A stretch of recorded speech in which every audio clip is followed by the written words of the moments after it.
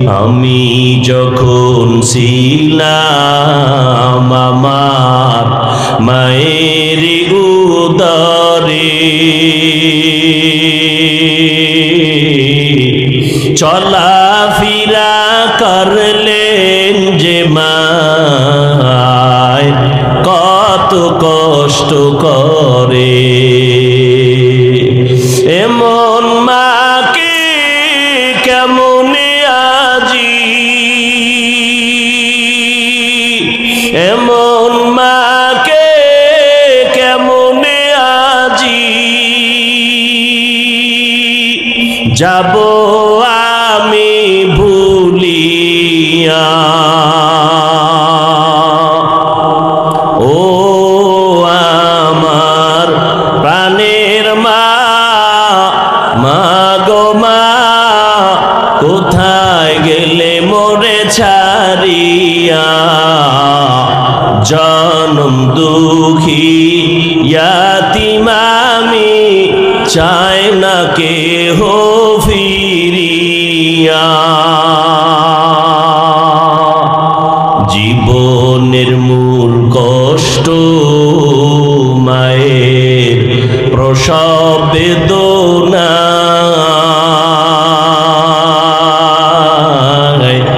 সাত আসমান সাত জমিন তখন মায়েরই মাথায়। জীবনের মূল কষ্ট মায়ের প্রসব বেদনা, সাত আসমান সাত জমিন তখন মায়েরই মাথায়।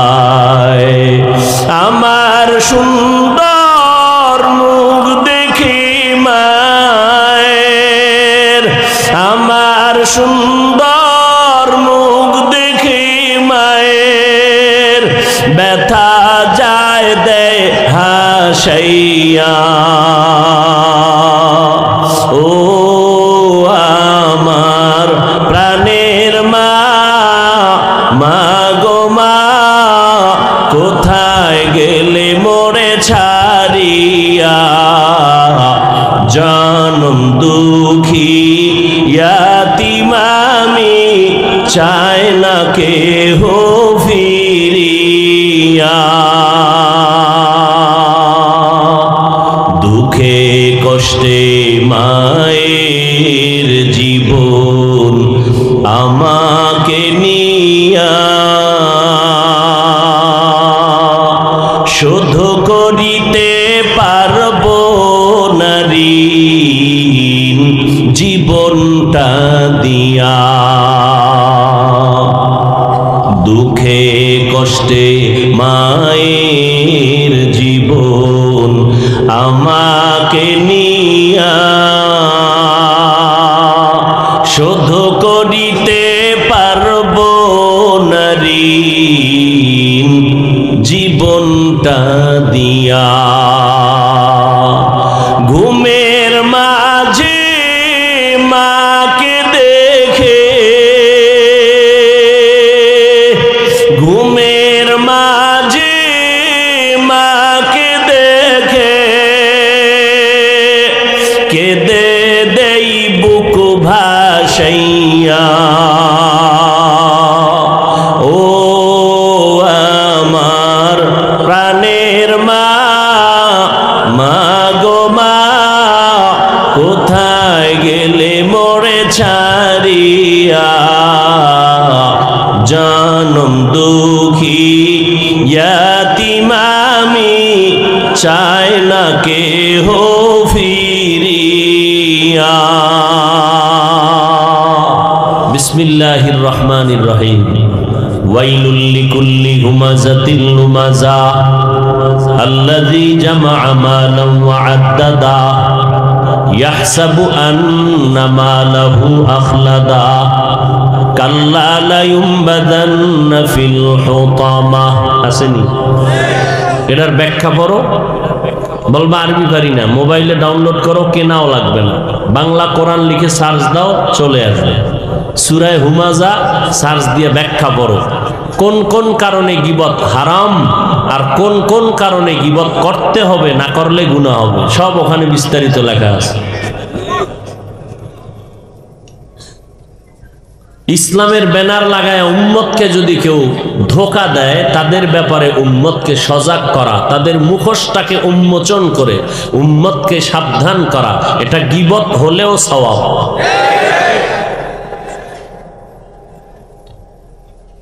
আল্লাহ ফামান কানা ইয়ারজু লিকা রাব্বিহি ফালইআমাল আমালান সালিহা ওয়ালা ইউশরিক বিইবাদাতি রাব্বিহি আহাদা। যারা রবের সাথে মোলাকাত করতে চায় তাদের জন্য আজকের বয়ান। যারা রবের সাথে মোলাকাত করতে চায় না তাদের জন্য কোনো বয়ান নেই। আজকের আমার আলোচ্য বিষয় যেটা, তাদের জন্য যারা রবের সাথে মোলাকাত করতে চায়। কি আপনারা চান? ইনশাআল্লাহ। হাত উঠান লাগবে না, আমাকে হুজুর গো হাত উঠায় ধোকা তো কম দিলেন না জীবনে, আর হাত উঠানোর দরকার নেই। জিহাদ জিহাদ জিহাদ চাই, পুলিশ দেখলে আর কেউ নেই। সবই ঠিক, তা বেঠিক কি? সবই ঠিক, এটা পাগল রাস্তা। আল্লাহ সব ভাইকে হেদায়াত দান করুন। ফিলিস্তিনের কি হালাত, আপনি হাসতেছেন খাইতেছেন, লজ্জা থাকলে আর আল্লাহর মোহাব্বত থাকলে এত বড় একটা জান্নাতি বাগানে আসার পরে দোকানে বয়ে বিড়ি টানতে পারে কোনো কপাল পরা দুশ্মন? ওরে কানের পট্টি ফাটায় দেওয়া দরকার। ফিলিস্তিনের মানুষ রক্তাক্ত, পানি পানি করে চিৎকার দিয়ে বাচ্চাগুলো মরে যাচ্ছে, চিকিৎসা নাই।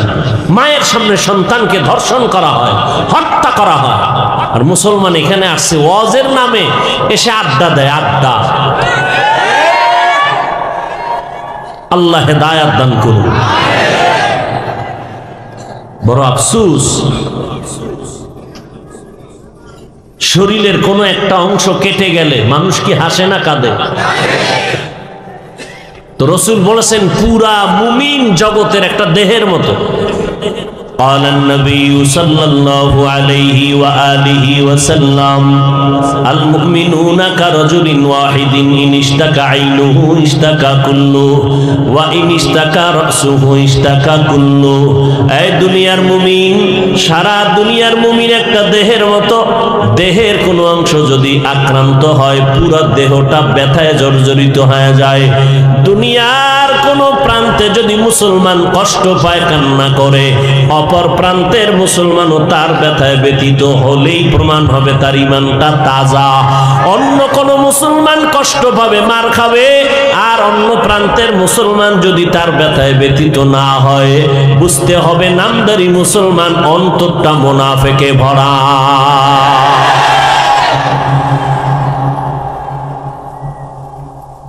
আর ঘুমানোর সময় আছে, কাফনের কাফনটা কিনে ফেলো, আর না হয় আমার মতো সাদা জামা পরো, কাফন লাগবে না। বাস যখন রাত সেখানে কাত হয়ে যাবে। মৃত্যু হলে শাহাদাতের মরণ হবে। কি কি মরণ চাই? শাহাদাতের মরণ, বিনা হিসাবে জান্নাত, বিনা গোসলে কবর। এই পোশাক পরে যাব, পোশাক পরে হাসরের ময়দানে উঠব। ولا تقولوا لمن يقتل في سبيل الله أموات بل أحياء ولكن لا تشعرون।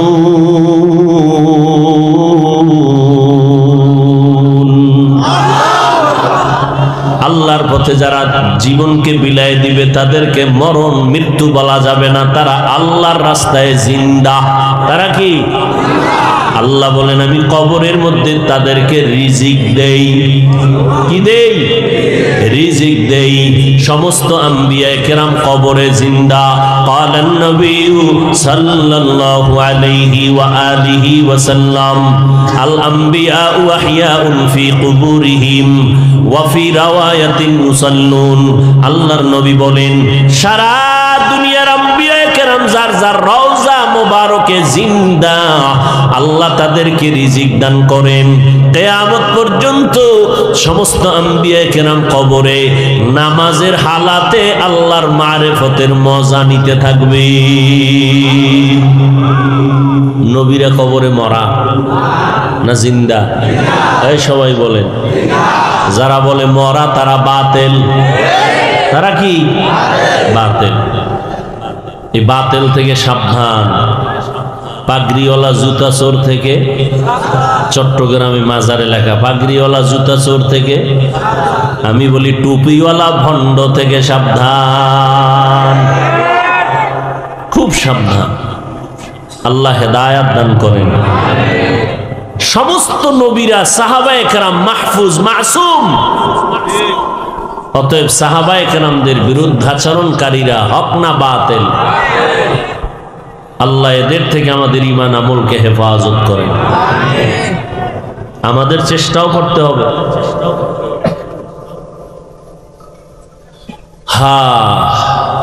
যারা রবের সাথে মোলাকাত করতে চায় তাদের জন্য আজকের বয়ান। আবার আমি জিজ্ঞাসা করি, রবের সাথে মোলাকাত করার ইচ্ছা অন্তরে আসেনি? তাল মিলাইলেন না? আসলেই আছে। রবের সাথে মোলাকাত করার ইচ্ছাই যদি থাকতো তো বিড়ি টানতে পারেন, গাঞ্জা খাইতে পারেন, দাড়ি কাটতে পারেন। যাক, আছে কথাটা যেন আল্লাহ পাক সততায় পরিণত করে দেন। কিন্তু আছে যে বলি, আসলে রবকে তো চিনেই না। চিনলে না সাক্ষাতের একটা চিন্তা আসবে। কি? যেই ব্যক্তি যাকে চিনে না সে তাকে মানে না, যে যাকে চিনে সে তাকে মানার মতো মানে। জীবন পর্যন্ত উৎসর্গ করে দেয়। আহলুল্লাহ যারা ওলিয়ে কামেল তারা বলেন মান আরাফা নাফসাহু ফাকাদ আরাফা রাব্বাহ। যে নিজেকে চিনে সে তার রবকে চিনে। তাহলে আমরা আল্লাহকে চিনি না কেন? মূলত আমরা আমাদেরকেই চিনি না, নিজেকেই চিনি না। আমরা চিনি ও নকল ঠিকানায়। আমার পরিচয় দেই আমি বড় বক্তা, আমি বড় প্রিন্সিপাল, বড় মুফতি, বড় মুহাদ্দিস, বড় হাজী সাহেব, বড় এমপি, বড় মন্ত্রী। এটি তো সব নকল। সাদা কাপুনে ঢুকলেই ঠিকানা থাকবে। কে এমপি, কে মন্ত্রী, কে বক্তা, কে শ্রোতা, কে ডাক্তার, কে রুগী, সব একাকার হয়ে যাবে। আসল ঠিকানা কি? মুসলমান। আমি কি? ওয়ামান আহসানু কাওলাম মিম্মান দাআ ইলাল্লাহ ওয়া আমিলা সালিহান ওয়া ক্বালা ইন্নানী মিনাল মুসলিমিন।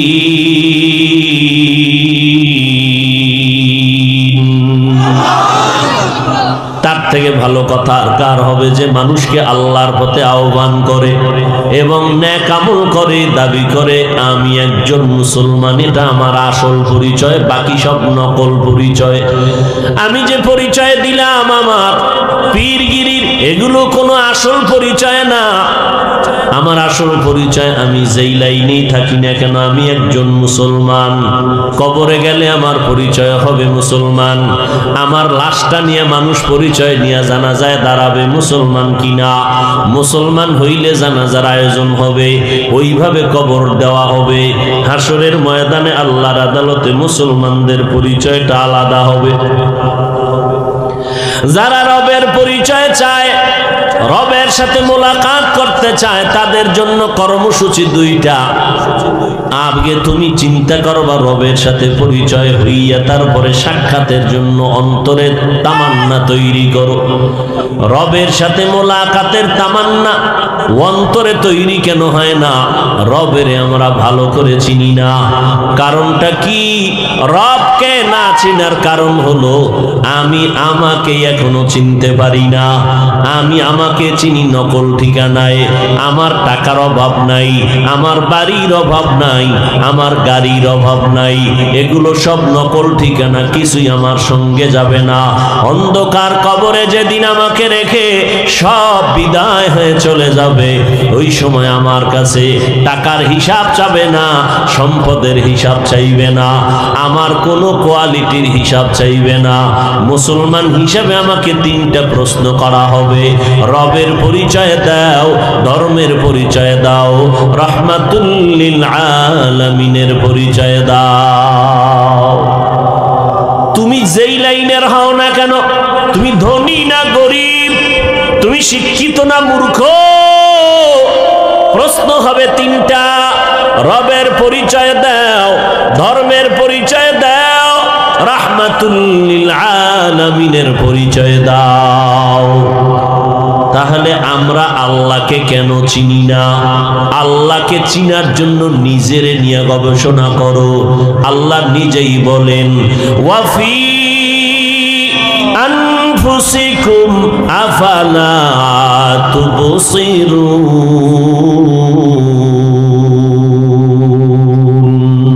ও বান্দা, নিজের মধ্যে নজর করে দেখো, আমি আল্লাহ তোমারে কেমন সুন্দর করে বানাইলাম।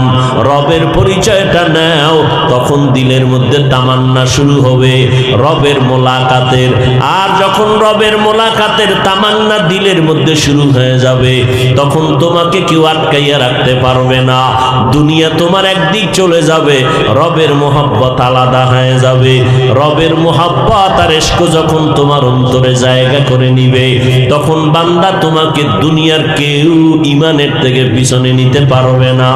রবের পরিচয়টা নিতে যদি চাও, নিজের নিয়ে একটু গবেষণা করে দেখো, কেমন রব আমার আল্লাহ। আমাকে আল্লাহ এত আদর করে বানাইছেন। আসমান 7টা বানাইছেন, জমিন 7টা বানাইছেন। এক এক আসমান থেকে আর এক আসমানের মাঝখানে 500 বছরের দূরত্বের ফাঁকা মহাশূন্য। এইভাবে 7টা মহাশূন্য, 7টা আসমান বানাইলেন, 7টা জমিন বানাইলেন। ফি সিত্তাতি আইয়াম। আল্লাহ বলেন, আমি মাত্র 6 দিনের মধ্যে 7 আসমান বানাইছি। আজকে এই সুন্দর প্যান্ডেল, ছোট এক প্যান্ডেল, কি পরিমাণ খুঁটি লাগানো আছে। পারে না ডেকোরেশনওয়ালারা আরো খুঁটি লাগায়, এরপরও দাঁড়াইয়া থাকতে কষ্ট। একটা তুফান আসলে সব ভেঙে যাবে। আল্লাহ কয়, নজর করে দেখ, এত সুন্দর আমি আল্লাহ 7টা আসমান বানাইছি। সুন্দর পজিশনে আমি আল্লাহ সেট করে দিলাম। নিচের থেকে কোনো খুঁটিও নাই, উপর থেকে কোনো রশির টানাও নাই। আমি আল্লাহ এত বিশাল আসমান আর 7টা জমিন বানাইলাম মাত্র কয়দিন? ফি সিত্তাতি আইয়াম, মাত্র 6 দিন। আর তোর মতো বান্দা বান্দিরে এক ফোঁটা পানির থেকে মায়ের গর্ভে নিয়া মাত্র 1 হাত লম্বা, এর বেশি হবি না। আমি আল্লাহ তোরে মায়ের গর্ভে বানাইতে আস্তে আস্তে আস্তে আস্তে করে বানাইছি। আমি আল্লাহ বানাইতে সময় লাগাইলাম 6 মাসের মতো। 6 মাস? তোর মতো 1.5 ব্যাটারিরে বানাইতে আমার এত টাইম কেন? গোটা আসমান আর জমিন বানাইলাম 6 দিন, তোরে বানাইতে 6 মাস কেন? মাত্র 1 হাতের বাচ্চা। মোহাব্বতের জিনিস বানাইতে একটু সময় লাগে। হাল আতা আলাল ইনসানি হিনুম মিনাদ দাহরি লাম ইয়াকুন শাইআম মাযকুরা। ইন্না খালাকনাল ইনসানা মিন নুতফাতিন আমশাজিন নাবতালিহি ফাজআলনাহু সামিআন বাসীরা। তোমার কোনো অস্তিত্বই ছিল না। আমি আল্লাহ নাপাক পানির মাধ্যমে তোমার অস্তিত্ব দিলাম। আমি আল্লাহ ওই পানির থেকে পানিটারে 40 দিন ফেরেশতারে দিয়ে শোধন করায় রক্তের পিণ্ড বানাইলাম। ইকরা বিসমি রাব্বিকাল্লাযী খালাক, খালাকাল ইনসানা মিন আলাক। আমি আল্লাহ ইনসান বানাইছি জমাট রক্ত থেকে। কেমন সুন্দর করে বানাইছি জানোনি? ওয়ালাকাদ খালাকনাল ইনসানা মিন সুলালাতিন মিন তিন সুম্মা জাআলনাহু নুতফাতান ফি ক্বারারিন মাকিন সুম্মা খালাকনান নুতফাতা আলাকাহ ফাখালাকনাল আলাকাতা মুদগা ফাখালাকনাল মুদগাতা ইযামা ফাকাসাউনাল ইযামা লাহমা সুম্মা আনশা'নাহু খালকান আখার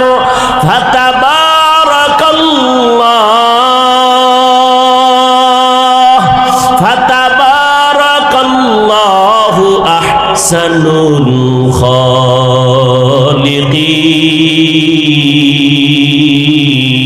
খালিকিন। আল্লাহ তাআলা বলেন, ওই রক্তের গোশতটার উপরে আবার আমি আল্লাহ রক্তের পিণ্ডের উপরে গোশত দিলাম, উপরে হাড্ডি দিলাম, উপরে গোশত দিয়ে সুন্দর স্ট্রাকচার তৈরি করলাম। এরপরে আমি আল্লাহ প্যাকেটিং করে ফেললাম। এক বিন্দু যেন অক্সিজেন তোমার মধ্যে ঢুকতে না পারে প্যাকেটের উপরে প্যাকেট করে কাবার দিয়ে আটকায় দিলাম। মায়ের গর্ভের মধ্যে যখন আমি রূহটা দান করলাম, তোমার হাতে পায়ের নড়াচড়া যখন শুরু হয়ে গেল, মা অস্থির হয়ে গেছে।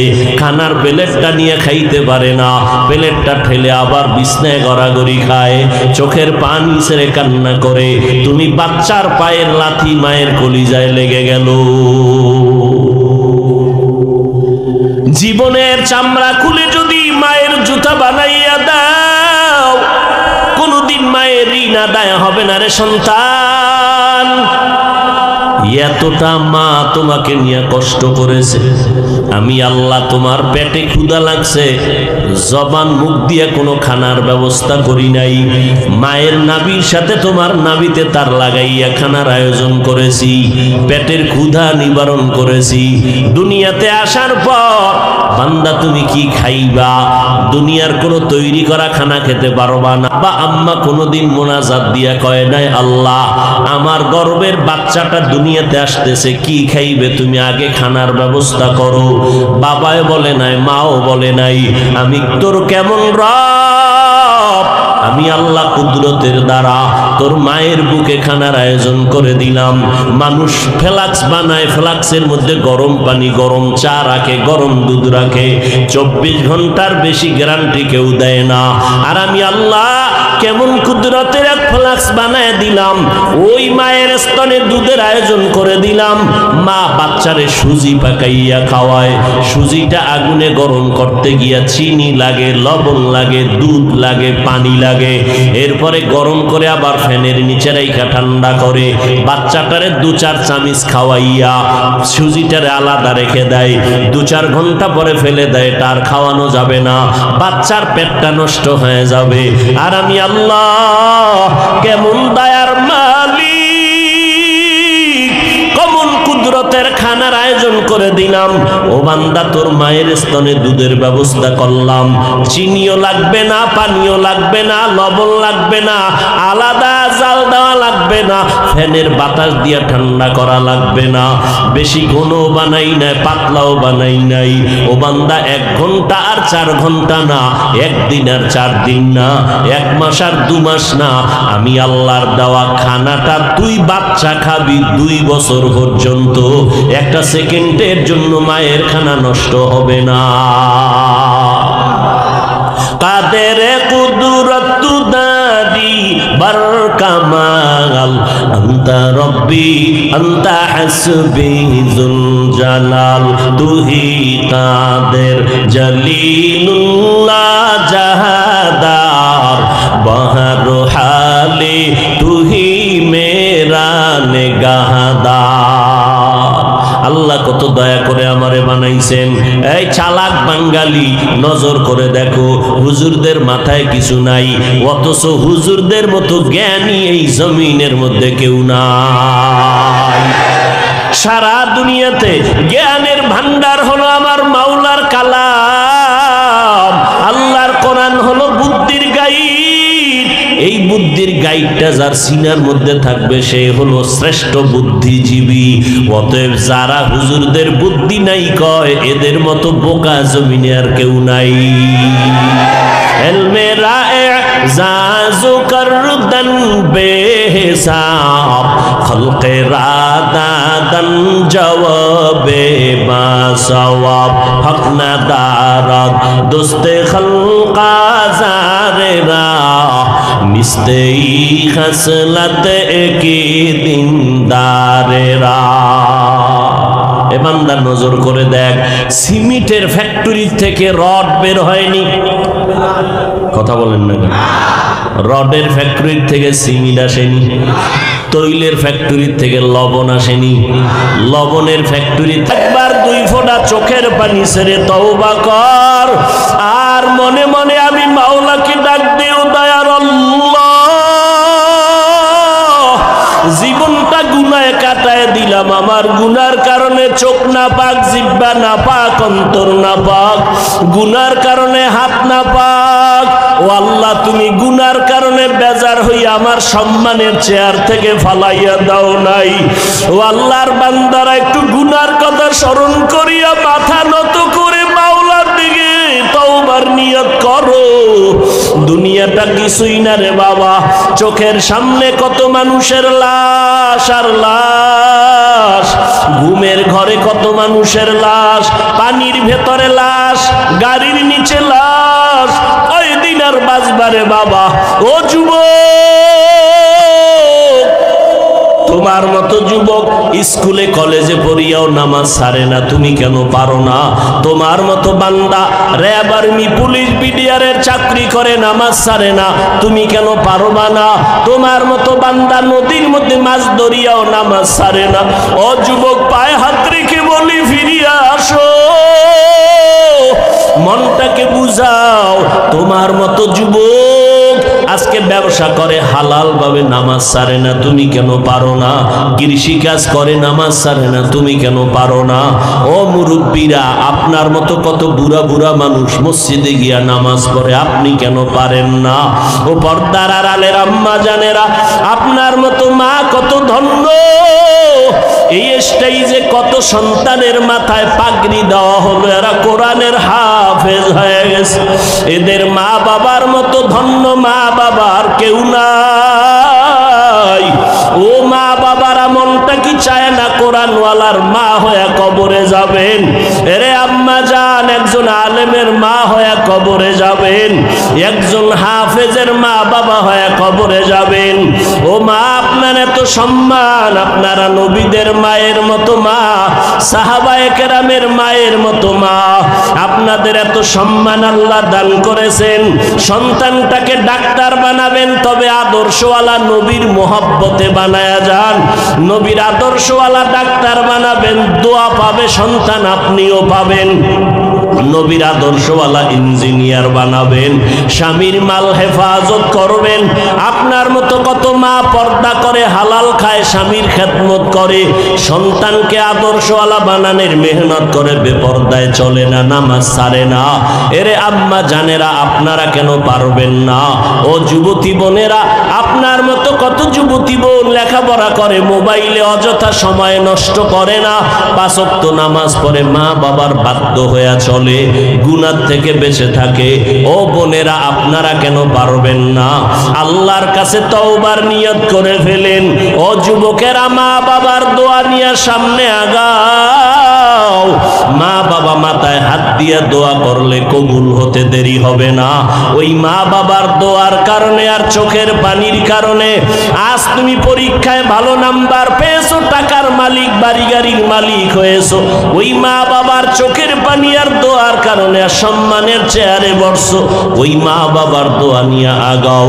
মা বাবারে আর কষ্ট দিবা না। খবরদার, যদি দিয়ে থাকো ঘরে গিয়া মাকে বলিও, মা মাফ করে দাও, কত কষ্ট দিয়েছি, তুমি একা একা কান্না করেছো। মা আমি আজ তওবা করে আসছি, আর তোমাদের কষ্ট দিব না। আজকে মোনাজাতে কত যুবক কান্না করলো, আমার চোখে কেন পানি নাই? গুনার কারণে আল্লাহ বেজার হয়ে গেছে। মা তুমি মাথায় হাত দিয়া দোয়া করে দাও। ও যুবক, মা বাবার দোয়া নেওয়ার চেষ্টা করো। আমি যখন ছিলাম আমার মায়েরই উদরে,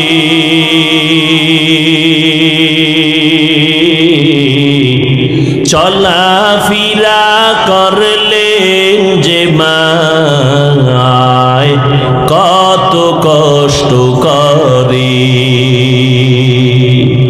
আমি যখন ছিলাম আমার মায়ের উদরে, চলাফেরা করলেন যে মায়, কত কষ্ট করে। এমন মাকে কেমনে আজি, এমন